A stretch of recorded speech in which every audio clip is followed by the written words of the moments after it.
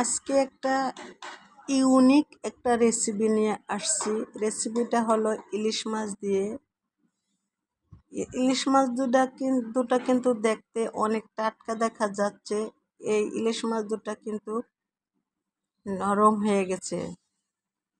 আসসালামু আলাইকুম, সবাই কেমন আছেন? আপনাদের সাথে আছি আমি মা মেয়ে করোয়া ব্লগ। দূরে এবং কাছে আমার প্রাণ প্রিয় ভাই ও বোনেরা, আপনারা বন্ধুরা যে যেখানে আছেন, আশা করি সবাই ভালো আছেন, সুস্থ আছেন এবং নিরাপদে আছেন। আপনাদের ছোট বড় সবার দোয়া এবং ভালোবাসা আলহামদুলিল্লাহ আমি আমার ফ্যামিলির সবাইকে নিয়ে ভালো আছি। তাই আজকের ইউনিক রেসিপিটা হলো কি, আমার সাথে থাকেন, সাথে থাকলে অবশ্যই দেখতে পারবেন। দেখলে অবশ্যই ভালো লাগবে, ভালো লাগলে অবশ্যই ভালোবাসা হয়ে যাবে। ভালোবাসা হয়ে গেলে আমার সোনামণি আপুরা, মিষ্টি মিষ্টি আপুরা, তাই আমার এই কমেন্টে একটি লাইক দিয়ে কমেন্ট করে যাবেন। আমার মিষ্টি মিষ্টি আপুরা যে কমেন্টগুলো করেন, কমেন্টগুলো দেখতে বেশ ভালোই লাগে আর আমার কাছে পড়তে অনেক ভালো লাগে।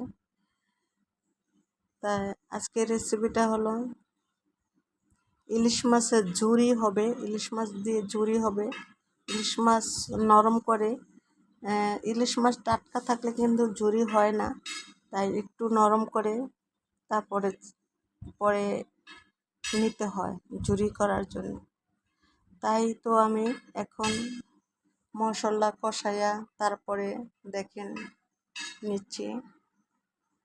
আর ঝুরি করতে তেমন একটা বেশি মশলা লাগে না, আর রান্নার যে মশলা নর্মালিভাবে ওই মশলাই হয়ে যায়। দেখলেন তো, পেঁয়াজ কুচি, আদা রসুন বাটা, হলুদ মরিচ সব কিছু দিয়ে একটু পানি দিয়ে এড করে তারপরে আমি মরিচটা কষাই নিলাম। এখন আমি মাছগুলা দিয়ে দিলাম। মাছগুলা এখন দেখেন একটু নরম হইতে হয় ঝুরির মাছটা, তাহলে একটু ঘ্রাণটা ভালো আসে, সেন্টটা ভালো আসে, তাই আর কি। তাই আমার মিষ্টি মিষ্টি আপুরা আমার ভিডিওটা দেখে নেবেন, দেখতে কেউ ভুলে যাবেন না। আমার মিষ্টি মিষ্টি আপুরা এত সুন্দর সুন্দর কমেন্ট করেন, কমেন্টগুলা পড়তে বেশ ভালোই লাগে। আর যারা আমার ছোট্ট সোনামণি বলতে আমার ছোট যারা, তারা আন্টি বলে কমেন্ট করেন, তাদের কমেন্টগুলো অনেক ভালো লাগে। তাই আমার ছোট যারা, তাদেরকে তো আমার মনে হয় যে তারা ছোটই, তাই সেজন্য বলে নিলাম ছোট্ট সোনামণিরা। আর আমার মিষ্টি মিষ্টি বড় আপুরা যে কমেন্ট করেন, কমেন্টগুলো পড়তে বেশ ভালোই লাগে। মিষ্টি মিষ্টি আপুরা, ভাইয়ারা, দাদারা, দিদিরা অনেক সুন্দর সুন্দর কমেন্ট করেন। দেখেন আমি মাছগুলা একটু পানি দিয়ে, একটু বেশি পানি দিতে হয়, পানিটা বেশি দিয়ে তারপরে মাছের কাঁটাটা এত নরম হবে, সফট হবে। এই রেসিপিটা যে না খেয়েছেন তাই একবার হলো খেয়ে নিন, দেখবেন যে এত মজা যা বলার মতন না। তার সাথে দিয়ে দিলাম দুটা লেবু পাতা। লেবু পাতাটা দিলে আরও টেস্টটা বেড়ে যায়। আমার আপুরা যারা না খেয়েছেন তারা একবার হলো এরকম করে ঝুরি করে, ইলিশ মাছ ঝুরি করে খাবেন। ইলিশ মাছের ঝুরিটা ভীষণ মজা। আমি সাথে ধনিয়া পাতা দিয়ে নিলাম।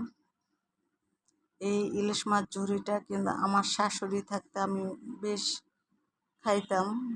আমার শাশুড়ি করতো ঝুরিটা, কিন্তু এখন সেই আমার শাশুড়ি নাই যেত, তাই আমার খাওয়া কম হয়। কিন্তু আমার মেয়ে পছন্দ করে, তাই মাঝে মাঝে আর কি রান্না করি। আর এই তো দেখেন যে হয়ে গেছে ইলিশ মাছের ঝুরি। এখন একটা বাটিতে তুলে নিলাম ইলিশ মাছের ঝুরিটা। আজকের মতো আমার এই পর্যন্তই ভিডিওটা রইল। আশা করি আমার বন্ধুদের কাছে ভালো লাগবে।